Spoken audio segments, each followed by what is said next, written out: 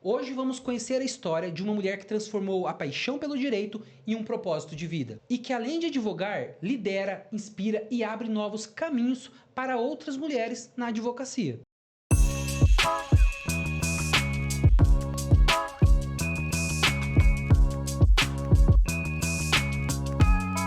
Sheila, eu queria te agradecer aqui, você tá comparecendo no nosso podcast, tá? Dedicando um tempinho aí pra gente te conhecer melhor, né?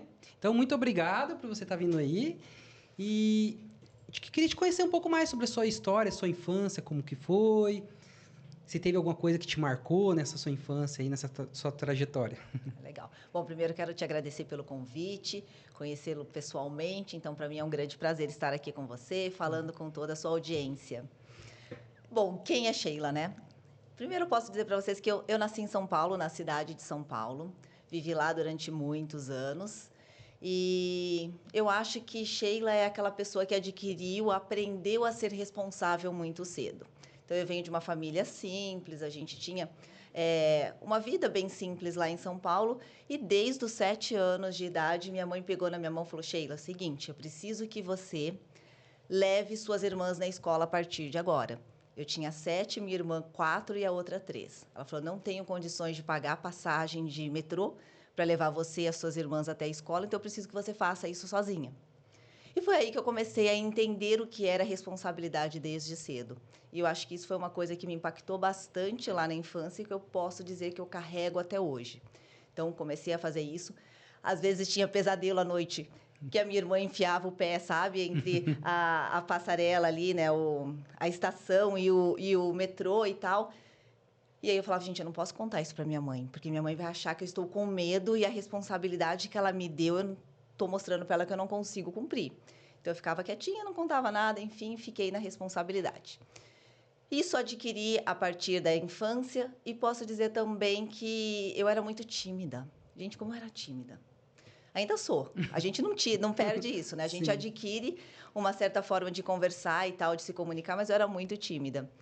Então, a pessoa tímida, ela presta muita atenção nas outras pessoas, né? Quem fala menos presta muita Sim. atenção. Então, eu gostava de prestar muita atenção nas pessoas, no ambiente. Isso faz com que a gente comece a enxergar uma forma mais ampla, a gente consegue enxergar ali o ambiente, as pessoas, como lidar com uma, como lidar com outra, como uma pessoa é diferente da outra, como acessar. E aí, quando eu comecei a entender isso desde muito pequena, ali na infância, eu comecei a comandar o grupo mesmo, não falando muito. Então, eu pegava as meninas: poxa, você vai fazer isso, você vai fazer aquilo. Eu organizava as brincadeiras, organizava as coisas e tal. Então, isso também me deu um senso de liderança, de conhecer as pessoas, entender o melhor delas e aplicar em qualquer coisa que a gente fizesse, seja num grupo de estudos na escola, seja numa brincadeira. Então, eu posso dizer para você que eu sou aquela pessoa que desde muito cedo adquiri responsabilidade, fui aprendendo sobre pessoas e liderança desde cedo. Que, Então, essa é a Sheila. que legal. E o que te levou buscar o direito, assim? Era uma coisa que você já começou a pensar lá quando você tinha esse espírito de liderança? Você foi amadurecendo essa ideia ao longo da sua adolescência ali? Bom, posso dizer para você que direito não foi uma coisa que eu tinha aquela vocação desde criança. Achava linda a minha prima, que desde pequenininha, desde 3, 4 anos, falava que ia ser veterinária e brincava de cuidar dos animais. Eu não era essa pessoa. Eu queria ser tudo. Eu já quis ser professora, já quis até ser bombeiro, já quis fazer várias coisas. Então, eu não tinha aquela vocação. Chegou no 3º ano do ensino médio, e aí eu falei: poxa, agora eu preciso escolher minha profissão. Fiz teste vocacional, um dava para a área biológica, outro dava para artes cênicas, outro dava para humanas, enfim. Achava que não tinha vocação para nada. Aí, meu pai falou assim: Sheila, vai fazer direito, porque se de tudo você não gostar, para alguma coisa você vai levar para a vida. É uma profissão que você vai levar para a vida. E foi aí que eu comecei a fazer direito. Falei: bom, joguei um pouco a responsabilidade nele. Falei: se não der certo, vou falar: pai, tá vendo, você que me falou para fazer. Seu pai é advogado também, Não não? é Não? advogado, eu sou uma das primeiras da família a ter feito uma faculdade, enfim, Olha. ter uma formação. Meu pai não teve faculdade, mas ele entendia a importância do estudo. Então, isso era uma coisa que ele sempre trouxe para a gente desde que a gente era pequeno. Bacana. Estudar para se formar, ter uma profissão. E aí fui fazer direito. No primeiro ano, achei que talvez não fosse para mim, mas continuei estudando, insistindo, sempre fui boa aluna. Então, me deram aquela função, vamos fazer bem feito.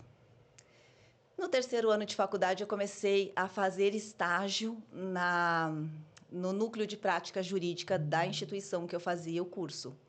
E comecei a ter contato com as pessoas.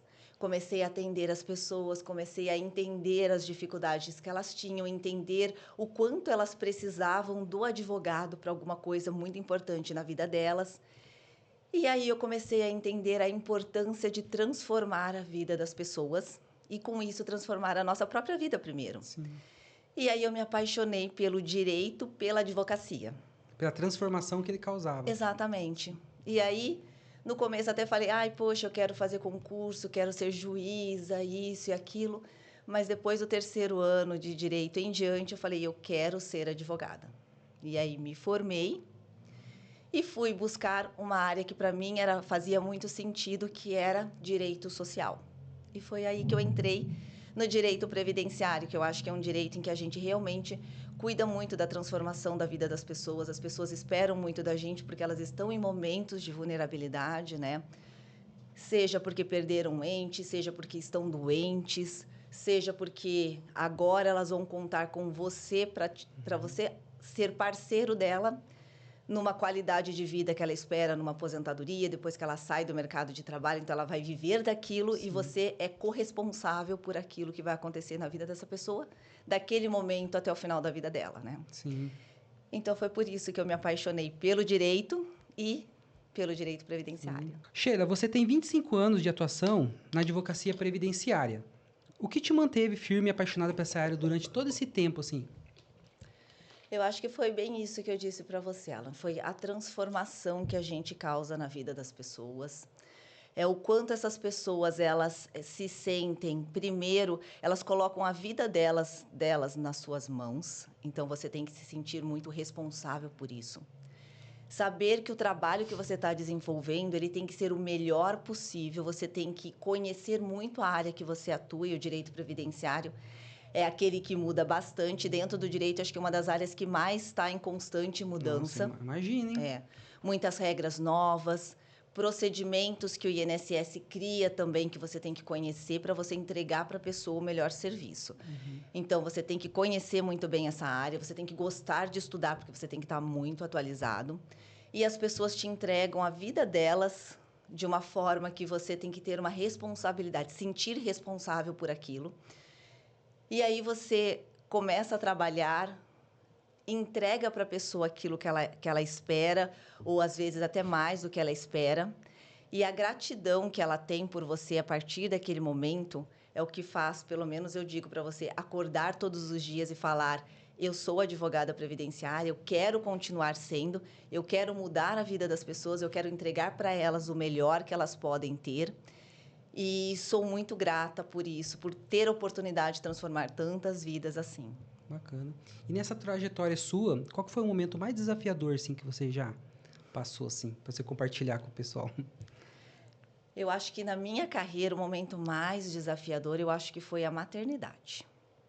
Porque quando eu fiquei grávida do meu filho, tenho apenas um filho, eu acho que foi nesse momento que eu comecei a entender que era uma baita de uma responsabilidade que eu estava adquirindo.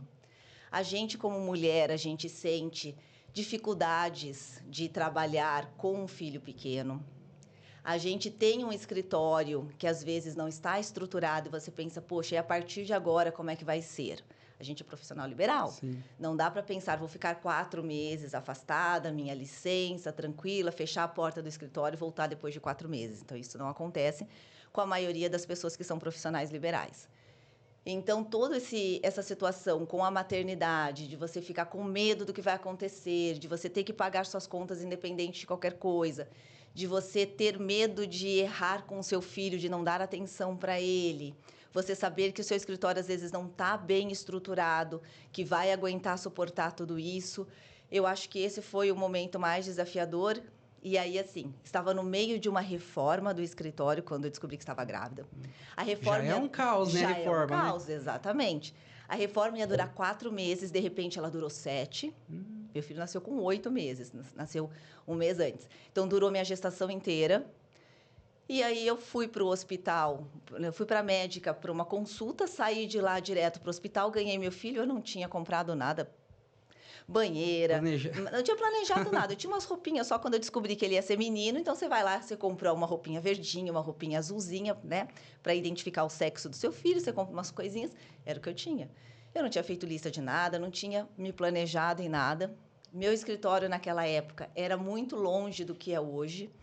Então, eu tinha 4 estagiários, mas eu não tinha nenhum advogado trabalhando comigo. E aí, de repente, fui para o hospital, audiência no dia seguinte, tive que pedir redesignação de audiência, porque eu era a única advogada dentro do processo. Eu não tinha um advogado que pudesse acompanhar os processos do cliente, porque eu só tinha estagiário. Foi um caos por um tempo. O estagiário ele faz o serviço dele, mas o que tem que bater o martelo e fazer algumas coisas tem que ser... Sim, né? Exatamente. O estagiário ele é supervisionado. O advogado tem que corrigir as peças antes dele protocolar. Sim. Ele não pode realizar audiências. Então, tem coisas que o estagiário não consegue fazer. E eu simplesmente, do nada, eu olhei e falei, meu Deus, que caos é esse? E aí foi quando deu uma virada de chave na minha cabeça. Eu falei, não, eu estou fazendo muita coisa errada. Eu tenho que começar a me organizar, porque imprevistos acontecem. E se a gente não se cuidar, esses imprevistos pode, sim, causar até mesmo um fechamento de um negócio, uma mudança, né, uma dificuldade financeira, uma mudança de posicionamento, tudo isso. Então, foi a maternidade, acho que para mim foi uma virada de chave, mas foi muito desafiador. E foi nesse momento, então, que você viu que você tinha que sair da parte mais técnica para ir para essa parte mais de gestão estratégica? Exatamente. Foi quando primeiro eu pensei, não posso ser só advogada, ninguém deve ser só advogado. A gente tem que ter um conhecimento multidisciplinar, a gente tem que entender de gestão, entender que o escritório de advocacia ele é um negócio, que ele precisa ser cuidado como um negócio. Eu preciso saber delegar, e eu acho que para mim isso foi uma das coisas mais difíceis, foi saber que eu tinha que delegar e depois dar o primeiro passo para delegar. Porque a gente segura com a gente acha que ninguém vai fazer tão bem quanto nós, Sim. que a pessoa vai começar a fazer, ela não vai fazer direito, vai pegar de volta para você, porque é melhor que você faça do que deixar para o outro fazer. Isso é um desafio, né? Claro que é. E eu acho que é um desafio de todas as pessoas, Sim. porque eu acho que o delegar é muito difícil para a gente, né? Muito difícil. E aí que foi quando eu comecei a estudar gestão, aí eu comecei a fazer, eu gosto muito de estudar. Então, eu já tinha feito algumas especializações dentro do direito previdenciário, mas só tinha estudado direito. Eu era uma advogada e era uma advogada dona de um escritório, mas era totalmente operacional. Eu fazia tudo. Era empregada da sua própria empresa. Exatamente. Eu atendia o cliente, eu montava o processo, eu peticionava, eu fazia audiência, eu ia despachar com o juiz, eu acompanhava o cliente no banco para alguma dificuldade, eu fazia todas as coisas. E antes era tudo papel, né? Diferente de hoje, como... Exatamente. Então, a gente tinha todo esse trabalho, eu era muito advogada e muito operacional. E aí eu comecei a estudar, daí fui estudar gestão estratégica de negócios para entender um pouquinho sobre planejamento estratégico, entender sobre divisões dentro do escritório, funções que cada pessoa deve ter. Aí eu fui estudar depois marketing e branding para poder entender algumas coisas relacionadas ao meu negócio, o quanto eu deveria trabalhar a marca do meu escritório. Fui estudar depois gestão de pessoas, né? Porque a gente, para liderar também, a gente tem que ter um certo conhecimento. Sim. A gente envolve eu acho que o ensinamento de gestor, ele é muito complexo. A gente tem que entender as pessoas, a gente tem que conseguir extrair delas o melhor e a gente tem que capacitar essas pessoas para elas trabalharem com você e depois seguirem a carreira, ou junto com você, progredindo, ou depois cada um seguir a sua própria vida, a sua própria carreira. Então, eu fui estudar tudo isso e fui começar a entender, porque eu queria ter um escritório cada vez maior.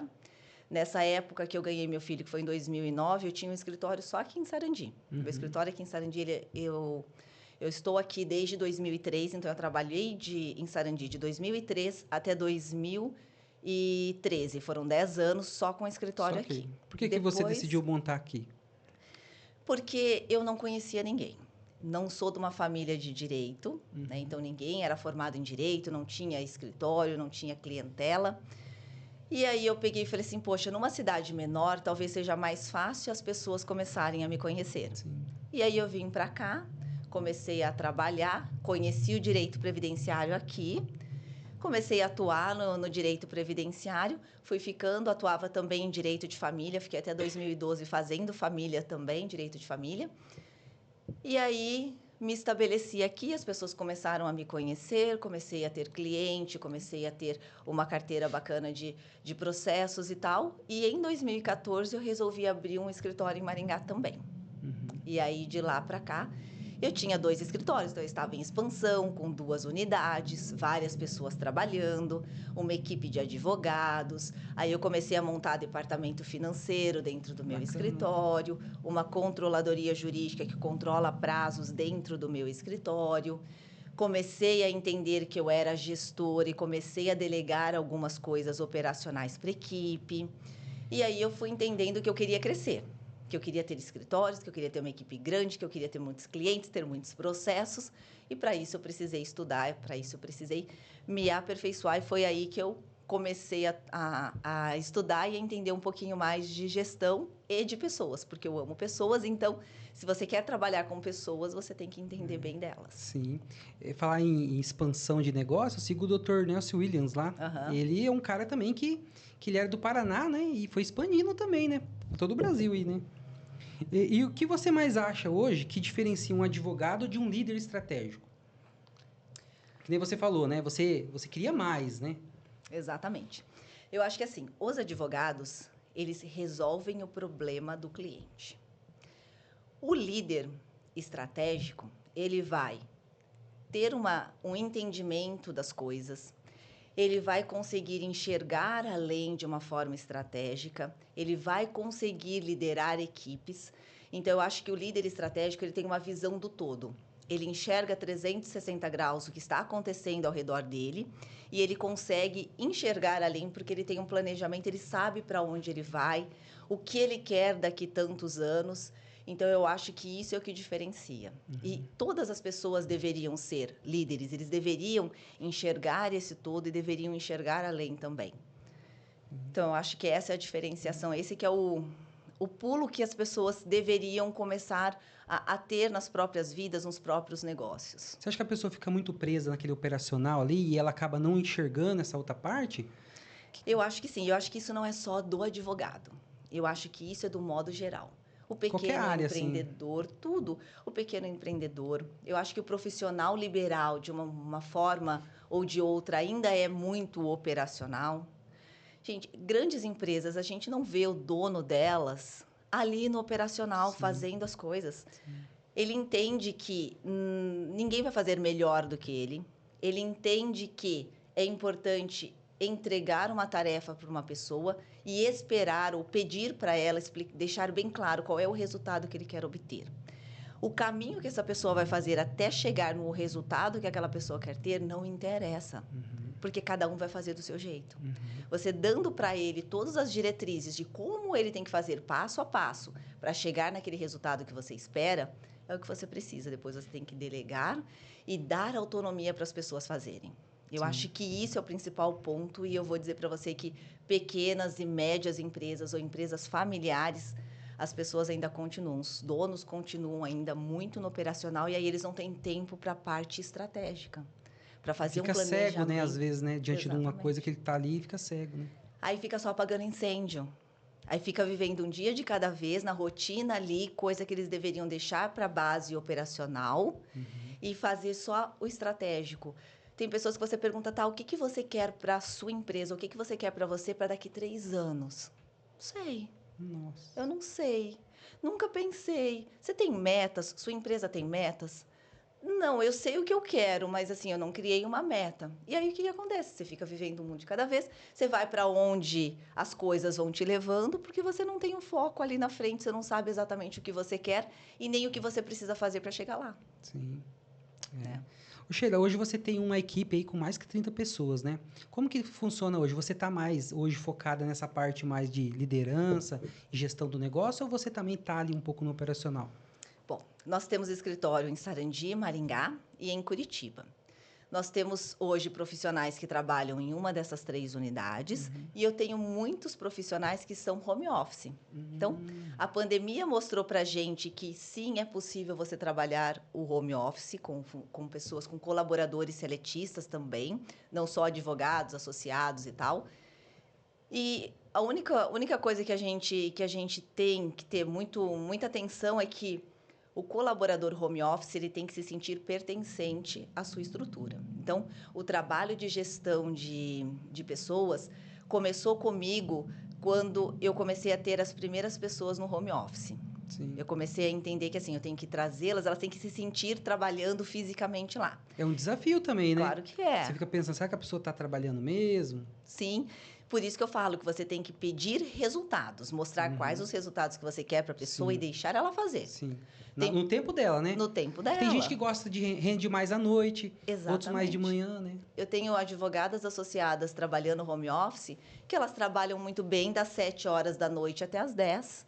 Olha. E às vezes durante o dia estão fazendo alguma coisa delas, às vezes um trabalho pessoal delas ou alguma outra atividade e tal, e fazem cada um seu horário, entregam o resultado que precisa do jeito que tem que ser feito.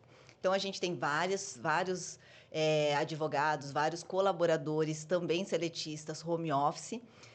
E aí, o que eu faço? Eu cuido da parte estratégica do escritório, eu e meu sócio. A gente divide por setores, então a gente tem os gerentes de setor, a gente tem os advogados que são coordenadores das equipes, que esses são a ligação entre a gente e a equipe na parte estratégica. Bacana. Mas eu ainda faço várias coisas do operacional, como, por exemplo, atender cliente, porque eu sou uma pessoa que me apaixono pela história do cliente. Eu preciso estar em contato com o cliente. Então, o cliente, quando ele entra no escritório, muitas vezes ele entra através de um primeiro atendimento comigo. E aí, eu já, conversando com o cliente, eu traço a estratégia do que eu quero que a equipe faça para aquele processo daquele cliente. Então, eu faço a parte do atendimento, mas faço a parte do estratégico. E aí, a gente passa para a equipe e cada um deles vai fazer a sua parte. Eu não faço petição, a não ser que seja uma conferência de um prazo bem complexo, às vezes precisa de uma interferência minha de uma parte estratégica. Mas boa parte das coisas são feitas pela equipe, eu faço aquilo que eu sei que vai fluir, vai dar resultado depois para o cliente, resultado efetivo, resultado importante, que é a parte estratégica. Sim. Você acha que na parte da gestão, essa questão do atendimento pode ser terceirizada também, né? Pode. E você gosta porque você gosta, né? Mas Eu você gosto. pode treinar ali para fazer esse Claro. primeiro atendimento de uma forma, da sua forma, né? Eu acho que assim, todas as coisas que a gente faz numa empresa, seja no escritório de advocacia ou numa empresa, se você tiver padronização, procedimentos padronizados, qualquer pessoa consegue executar. Claro que às vezes vai depender da especialidade da pessoa, do conhecimento, da experiência, de vários fatores, mas você consegue. Então, dentro do escritório, a gente tem uma ficha padronizada com perguntas básicas que precisam ser feitas, perguntas importantes que precisam ser feitas para o cliente. Então, se eu atendo o cliente, eu faço essas perguntas. Se o fulano que trabalha comigo e atende o cliente, ele também usa essas perguntas, é baseado nisso que a gente monta um processo, que a gente faz um requerimento para o INSS, que a gente monta uma petição inicial de um processo. Então, você tendo padronização, você pode entregar para as pessoas, treinando elas, elas vão conseguir executar tão bem quanto você. Nesse padrão, permanecer humano também, né? Humanizado daí, né? Exatamente. Eu acho que assim, a gente tem que saber entender o perfil do nosso cliente. O perfil do cliente previdenciário é aquela pessoa que não vai conseguir ser atendido, por exemplo, com chat de WhatsApp. Sim. Robozinho. Não dá. A gente tem, e para mim, assim, é muito importante a humanização do atendimento, a humanização de você estar sempre em contato com o cliente, pelo perfil dos meus clientes e pelo perfil de gestão que a gente aplica dentro do escritório e pelo propósito que eu tenho do meu escritório, da minha vida, é sim você ter um contato muito próximo com as pessoas, um contato muito humano com as pessoas, para elas realmente se sentirem bem, se sentirem seguras e se sentirem acolhidas. Sim. Então, todo o trabalho, seja feito por mim ou seja feito por qualquer pessoa que trabalha junto comigo, é isso, é humanização, é acolhimento e mostrar para a pessoa que o processo dela é tão importante para ela quanto é para a gente. Sim. E tá bem claro que o seu propósito, né, que é desenvolver pessoas e inspirar mulheres na advocacia. Como que surgiu essa questão do propósito para inspirar mulheres na advocacia, assim? Bom, eu acho que assim, eu pensei que as dificuldades que eu tive como mulher na minha profissão, também com certeza outras mulheres estavam passando por isso.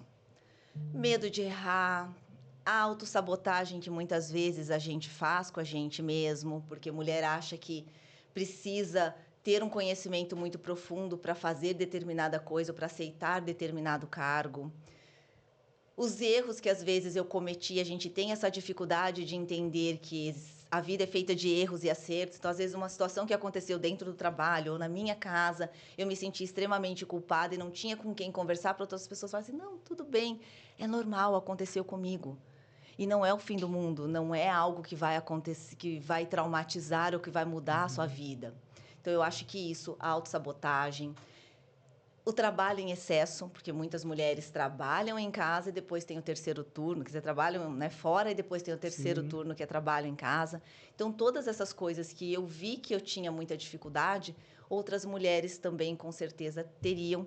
E eu acho que essa rede de apoio, da gente estar num grupo, poder conversar sobre isso, a gente receber profissionais que falem sobre isso e tragam para a gente um entendimento e um alívio sobre algumas coisas, isso foi primordial. Então, eu acho que o que eu passei, outras mulheres também teriam passado. Eu acho que se a gente estiver todas juntas, entendendo, aprendendo e trabalhando juntas, fica tudo muito mais fácil, tudo muito mais leve. E todas nós juntas, de mãos dadas, a gente consegue evoluir, crescer e aprender junto. O maior desafio que você vê da mulher hoje, a que está começando na advocacia, é esse mesmo. Saber fazer essa gestão, tanto da profissão como na vida familiar ali. Sim. E outra coisa, eu acho. A mulher, ela tem que entender que ela ser boa tecnicamente, ou ser excelente tecnicamente, não é o suficiente. Ela tem que entender que ela tem que se desenvolver na profissão como advogada, escolhendo uma área, mas fora isso, ela precisa de outras coisas para poder trabalhar. Ela precisa entender que comunicação, como a forma como ela se comunica, a forma como ela se posiciona, também é importante. O trabalho, a visão estratégica do que ela quer também é importante. Então, eu acho que para uma mulher advogada, ela tem que começar a entender um pouco mais do que só o que a gente trabalha, o que a gente faz, mas uma amplitude de tudo isso, né? Sim. Ô Sheila, você também é vice-presidente da OAB Maringá, né? Como que é essa experiência de você ser vice-presidente lá? Como que isso te ajudou, assim, na questão pessoal e profissional? Eu acho que aceitar o cargo de vice-presidente da OAB foi uma forma de eu sair da minha bolha, daquela minha bolha pessoal, daquela minha bolha de, às vezes, estar num grupo pequeno de mulheres e conseguir trabalhar junto com elas uma transformação ali dentro daquele grupo. Foi a forma que eu peguei e falei, poxa, agora a bolha é maior. Eu vou conseguir trabalhar e talvez influenciar de alguma forma, impactar de alguma forma a vida de muitas mais mulheres. Nós hoje na OAB, na subseção de Maringá, nós temos quase 9.000 advogados, sendo um pouco mais da metade mulheres. Então, nós estamos falando de conhecer e entender um pouco mais as dificuldades de ter acesso a 4.500 mulheres advogadas hoje, que às vezes estão passando por dificuldades que a gente às vezes não passou, a pessoa que está se formando agora talvez esteja passando por desafios Fica diferentes. quieta, né? Exatamente, do que era há 25 anos atrás, como eu me formei. Então, entender que trabalhar como vice-presidente me trouxe uma possibilidade de talvez mudar a vida de muito mais pessoas, de muito mais mulheres do que eu estava fazendo até então. Sim. E falar sobre mudança de vida dessas mulheres, fala um pouco para nós sobre o projeto Elma. Ah, o projeto da Elma foi um projeto que a gente estruturou desde a época de campanha, uma proposta da época de campanha, exatamente focando no crescimento, no desenvolvimento, no apoio das mulheres advogadas. Então, Elma significa Escola de Liderança para Mulheres Advogadas, que nós trabalhamos exatamente isso, é a visão da mulher além da parte jurídica. É você trazer rede de apoio, é você trazer direcionamento, é você trazer aperfeiçoamento, é você sentar numa roda de conversa sobre mulheres que tiveram determinadas experiências e cada uma dividir com a outra as suas experiências e a gente concluir que erros e acertos, todo se aprende. Então, a gente fez uma parceria com o Sebrae de um projeto bem longo voltado para a mulher, voltado para a liderança, para desenvolvimento pessoal, desenvolvimento emocional, que é o Protagonize Mais, que nós já começamos, estamos com 2 turmas em andamento, e é um desenvolvimento de 16 encontros que as mulheres vão se formar durante o ano de 2025 inteiro. Legal. E no final do ano, elas vão... O que a gente espera é que elas tenham a vida delas transformada, seja na vida profissional, seja na vida pessoal.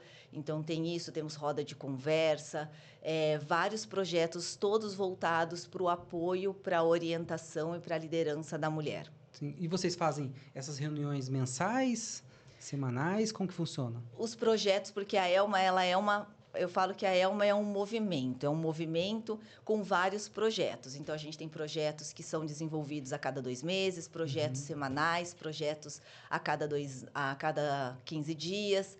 Nós temos um grupo do livro, onde as mulheres escolhem um livro, leem, depois debatem sobre ele. A roda de conversa a gente faz a cada 2 meses, temático. Então, dificuldade da mulher que acabou de se formar, dificuldade da mulher com a maternidade, dificuldade, às vezes, da mulher num âmbito de trabalho, como, por exemplo, a advocacia criminal. Ou então a advocacia das mulheres que trabalham com direito de família, porque tem toda aquela carga emocional que a gente traz dos processos dos clientes, da vivência que os clientes estão passando. Então, realmente, é um movimento com várias ações, com vários projetos, todos eles focados em preparar a mulher para qualquer cargo de liderança que ela quer ter, preparar a mulher para ela estar pronta para qualquer projeto que ela espera, preparar a mulher para que, no futuro, elas possam ser também líderes dentro da OAB, líderes dentro do próprio escritório, líderes dentro de casa ou em qualquer projeto que elas esperam conquistar ou que elas estão aí no radar delas desenvolver nos próximos anos. Bacana. Pessoal, a gente está deixando aqui o contato da Sheila. Então, vocês que estão se identificando com ela, segue ela lá no Instagram que você vai ver muito assunto sobre projetos, sobre o dia a dia da Sheila. Ô, Sheila, e como que você faz para conciliar tudo isso aí? E continuar ainda crescendo, estudando? Eu acho que, nem vou dizer para você que é gestão de tempo, acho que é gestão de energia. É a gente poder pensar quais são as nossas prioridades, o que essas prioridades vai nos levar, lembrando que a gente sempre tem que ter um projeto de vida, um projeto pessoal, um projeto profissional. Então, tudo tem que estar alinhado com o que você espera, com o que você está buscando no futuro. Então, tem que estar lá no horizonte, né? Tem que estar. Todos os dias você tem que acordar e pensar relembrar o que é que você quer para daqui 3 anos, o que é que você quer para daqui 10 anos. E esse planejamento, você costuma colocar mini resultados para daí alcançar os maiores? Tem que colocar, assim, né? Tem claro assim, né? que sim. A gente coloca, olha, poxa, o que eu quero daqui 10 anos? O que eu quero daqui 5 anos? O que eu quero para o ano que vem? E aí você estabelecer quais são as metas que você vai atingir para aquele objetivo de curto, de médio, de longo prazo. Sim. Colocar no papel todas as ações que você vai fazer para chegar naquela meta no final do período. E aí acompanhando e olhando, poxa, eu estou fazendo isso? Qual é o meu prazo de ter feito aquilo? Eu não fiz. Vamos fazer. Isso daqui não está dando certo, minha meta para o ano que vem, sei lá, é aumentar 30% do meu faturamento. Eu já passei 4 meses de 12 e eu não consegui aumentar nenhum por cento. O que eu estou fazendo de errado? Rever todas as ações. Poxa, isso aqui não está dando resultado. Vamos riscar isso, vamos colocar uma outra ação e vamos acompanhar daqui um mês. Daqui um mês eu subi 5%. Poxa, está melhor do que do mês passado, eu estou seguindo. Então, vamos atrás. Quais são os resultados que eu preciso alcançar? Então, sempre é meta e objetivo e resultado. É isso que você precisa ter. Que não adianta a pessoa ter um objetivo lá na frente e não saber esse caminho dos mini resultados, né? Exatamente, alcançando, é o passo a passo, não é? Aí ela desanima, né? Daí já quer mudar. Sim. Porque se você quer alguma coisa daqui 3 anos, você tem, sei lá, 15 passos para dar. Um passo, às vezes, é uma ação pequenininha. 2 passos são outras 2 ações. Daqui um pouco você vê, você está na metade do caminho. E aí vai te motivando, né? Sim. Senão você fala, poxa, eu quero isso para mim daqui 10 anos, mas eu só querer não vai me fazer chegar naquilo que eu quero. Só Sim. querer você vai guardar para você e vai ficar. no coração, vai ficar na cabeça, mas você tem que executar, você tem que botar a mão na massa, você tem que ir atrás. Sim. Shelly, aí a gente olhando assim para os próximos anos, o que que você vê assim na questão da advocacia e o que que você pensa aí do projeto Elma aí para esses próximos anos aí? Bom, do projeto Elma para os próximos anos, eu espero que esse projeto ele expanda não só estadualmente, mas nacionalmente. Porque eu acho que é muito importante. A gente tem que trabalhar, sim, a questão da mulher. Por quê? Porque a mulher se cobra demais. Porque a mulher ela não pode errar. Porque a mulher ganha menos. Sim, existe uma diferença hoje em dia em salário da mulher do salário de um homem. Tudo isso precisa ser trabalhado e não é uma realidade aqui da nossa cidade, da nossa região, é uma realidade nacional. Então, eu espero que a Elma ela possa expandir nacionalmente e que isso impacte mulheres em todo o Brasil, não só mulheres advogadas, como todo o ecossistema de mulheres que possam estar diretamente ligadas a cada uma dessas advogadas. Então, é isso que eu espero para a Elma. Espero que a gente possa levar para muito mais lugares e ter um resultado muito maior. Para minha advocacia, eu espero que eu consiga continuar treinando, liderando, desenvolvendo as pessoas que trabalham comigo para que elas entendam o propósito do nosso negócio, que a gente consiga, com esse desenvolvimento de pessoas, ter bons resultados, que a gente consiga, com esse desenvolvimento de pessoas, fazer com que a gente impacte mais e mais vidas e a gente consiga trabalhar aí com uma advocacia humanizada e atenta às necessidades das pessoas que estão próximas da gente, que a gente continue tendo essa responsabilidade com o futuro de todas as pessoas, com o futuro de cada uma das pessoas que estão entregando a vida delas através do processo na mão da gente. Sim. Ainda mais com a tecnologia como está, né? A humanização ela vai ficar cada vez um diferencial, né? Quem puder colocar a humanização. Assim, que conselho que você daria hoje para essas advogadas, empreendedoras que estão aí começando? Que dicas que você daria para elas, assim, para elas poderem crescer, né? E essas que estão se sentindo meio travadas aí no começo? Eu acho que assim, não tenha medo de ir. Não tenha medo. Qualquer medo que você tenha, você trava. E eu acho que todo crescimento, ele precisa que a gente saia da zona de conforto e vá. Vá com medo mesmo, mas vai com estratégia. Não é só simplesmente importante, ó, importante. Exatamente. Então, eu acho que é isso que eu deixaria para elas. Ir com estratégia. Exatamente. Ir com medo, mas com estratégia. E se você pudesse voltar no tempo e conversar com você mesma no início da sua carreira, o que que você diria? Isso é difícil, né? Pensar. Eu acho que eu diria assim: acredite no seu potencial. Porque se tem alguma coisa que está te tirando o sono, não, está te inquietando, né? Se está te inquietando, é porque isso tem a ver com o propósito que você tem de transformar as coisas ao seu redor. Bacana, bacana. E assim, tem algum livro, algum hábito que mudou a sua forma assim de ver o mundo, os negócios? Tem um livro que eu li há muitos anos atrás e eu já reli ele em outros momentos, que é o livro do Comece pelo Porquê, do Simon Sinek. Porque tudo na sua vida, quando você tem um propósito, você sabe por que que você acorda todos os dias, você sabe o que você faria todos os dias, mesmo que fosse de graça. Se você acorda e pensa, isso me dá brilho nos olhos, eu acho que qualquer coisa que venha é fácil de você levar. Você sabe qual é o seu propósito, você vai sempre seguir aquilo que está indo junto com o seu propósito. E você saber como impactar as pessoas, ou impactar a sua própria vida, ou você saber por que que você está fazendo isso, por que você está acordando, por que você advoga, por que você aceitou tal cargo, por que você vai aceitar, tudo com propósito na sua vida faz todo um sentido. E aí o propósito está ligado à estratégia, ele está ligado ao foco, ele está ligado ao resultado, ele está ligado a tudo que a gente gostaria de ter na vida da gente para mudar o estado que nós estamos para uma evolução. Sim.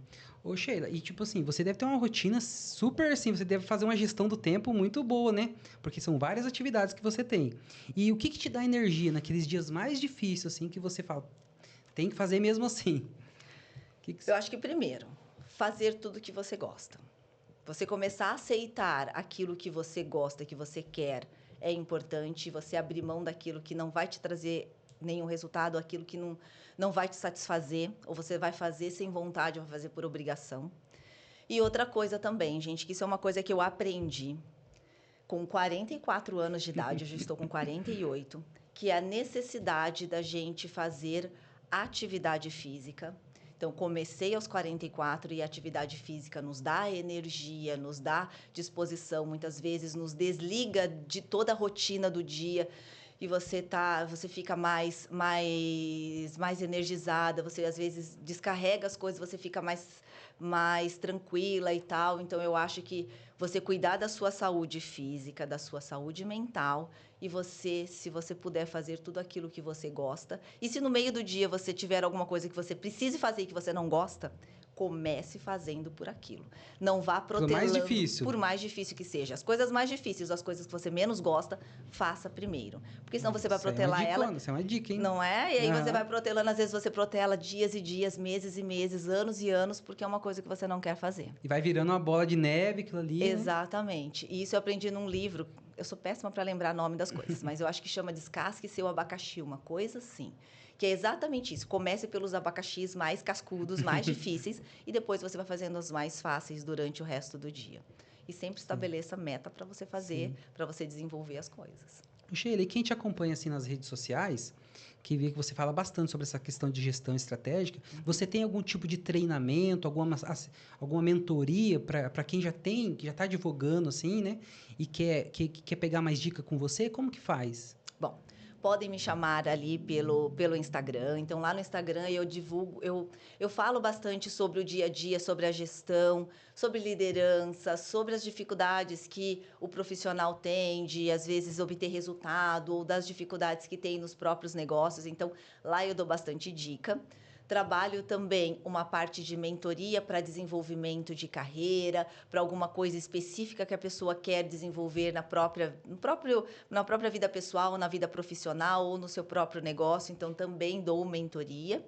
E agora estou escrevendo um livro que eu acho que até o mês de outubro vai ficar pronto, que é um livro sobre gestão de escritórios de advocacia para os advogados iniciantes, aqueles que estão no primeiro até o quinto ano da advocacia. Legal. Que eu acho que são muitos desafios que a gente começa ali na advocacia. Então, se eu puder contribuir de alguma forma com essa jornada deles e puder ajudá-los a evitar tantos erros que a gente passa, né? Já passou, Já né? passou. Claro que, gente, eu vou dizer uma coisa para vocês. Erro é aprendizado. Quem nunca errou não aprende, nunca aprendeu.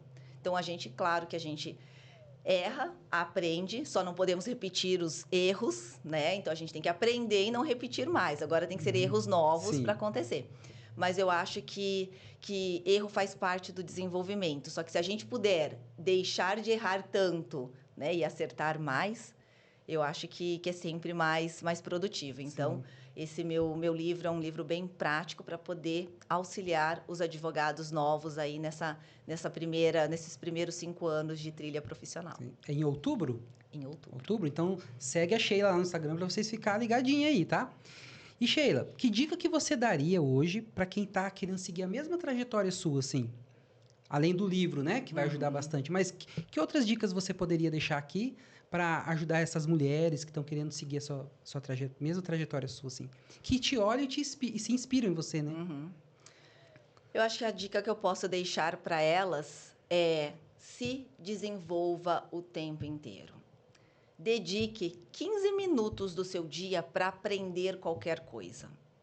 Eu acho que isso é importante. A rotina, quando eu comecei a sentar e falar assim, a partir de hoje, 15 minutos do meu dia, eu vou aprender qualquer coisa nova que vá me ajudar a desenvolver, eu consegui seguir e ir e progredir e evoluir. A gente só não pode ficar sentado esperando que as coisas aconteçam. A gente tem que correr. E tem que correr atrás, e tem que aproveitar a rede de relacionamento, tem que aproveitar cada oportunidade, tem que seguir, fazer as coisas, mesmo se sentindo não prontas, tem que ir lá fazer, e no meio do caminho vai aprendendo, vai desenvolvendo, porque a mulher tem muitas capacidades e ela tem que acreditar nela. Sim, sim. E também não deixar se abalar por conversas, né? Muitas pessoas negativas que querem ali... Às vezes você tá empolgada e chega uma pessoa e te dá um banho de água gelada, né? Tem que Exatamente. passar por isso também, né? Tem que ir Ouvir, firme, né? exatamente. É ouvir todas as críticas, todas as sugestões, absorver só aquilo que interessar e pensar o que ela pode descartar, o que não pode, porque às vezes a pessoa às vezes nem chega com maldade, às vezes chega falando alguma coisa, a gente não pode receber tudo como se fosse verdade. A gente tem que saber filtrar, entender e pensar, poxa, isso que ela está me falando, tem razão, não tem? Pensa direitinho e fala, não tem, então vou seguir minha vida, meu caminho, vou fazer do jeito que eu acho que eu devo fazer. Sim. Ô, Shelly, você vê que hoje a maioria das advocacias estão perdidas nessa questão assim, de não ter uma estratégia bem definida ali? Ah, com Sim. certeza. E ainda pegando um gancho nisso, Uhum. você acha importante hoje uma advogada que está iniciando e ter uma mentora para ajudar em todo esse processo, assim? Desde o começo? Ou você acha que mais para quem já está no ramo, assim? Eu acho que assim, a mentoria ela é boa porque a mentoria ela orienta a pessoa desde o começo da carreira. Então, por exemplo, claro que quando você começa, vamos dar o exemplo da advogada, você começa advogando, você vai ter que pegar todos os clientes que você tiver ali, né, à mão. Por quê? Porque você precisa trabalhar, você precisa de clientes, você precisa formar a sua carteira, precisa formar seu nome e tudo mais. Mas você também precisa pensar numa especialização. Não que você vai deixar de atender, por exemplo, advogado de um cliente de família se você quer uma advocacia criminal, por exemplo. Mas você tem que se especializar, então você tem que fazer um projeto, um plano de negócios. Poxa, então eu quero ser advogada criminal. O que eu preciso fazer? Onde está meu cliente? Quais as áreas, os produtos, os serviços que eu posso oferecer para esse cliente? Como que eu vou me comunicar com eles? Eles estão onde? Eles estão no Facebook, estão no Instagram, estão em determinados locais, próximos de alguma associação. Então, um plano de negócios é muito importante. Às vezes a gente começa trabalhando no dia a dia, daí vem prazo, aí vem conta para pagar, aí vem isso, vem aquilo, a gente está misturado ali na rotina do dia, e você está vivendo. E você está vivendo, está indo um dia de cada vez e você não fez seu plano de negócio, você não estruturou sua carreira. Então, o bom da mentoria é isso. E, às vezes, a mentora pode dar uma sugestão que você não pensou, porque ela não está enxergando o negócio estando dentro dele, ela está enxergando fora.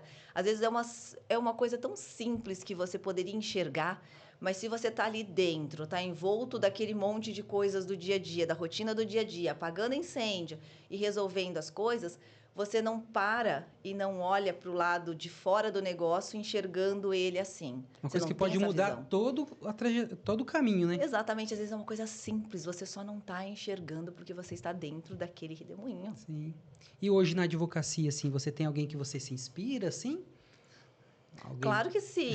Tem mulheres que vieram percursoras na liderança, no desenvolvimento. Então, assim, tem mulheres como, por exemplo, a doutora Ana Cláudia Pirajá Bandeira, que depois de 60 anos da UAB Maringá, em 2019, ela foi a primeira mulher a ser eleita como Nossa, que presidente da legal. UAB. E ainda estamos como única mulher a ter ocupado um cargo como esse. O Dr. Pedro Henrique, que hoje é o presidente da UAB, a qual eu tenho uma grande honra de trabalhar junto com ele, é o primeiro homem preto a ocupar um cargo de presidente. E eu vou dizer que isso não é só ser mulher ou ser preto. O que eu falo deles como liderança é a forma como eles trabalham à frente da UAB, o quanto eles estão ou estavam impactando projetos voltados para a advocacia.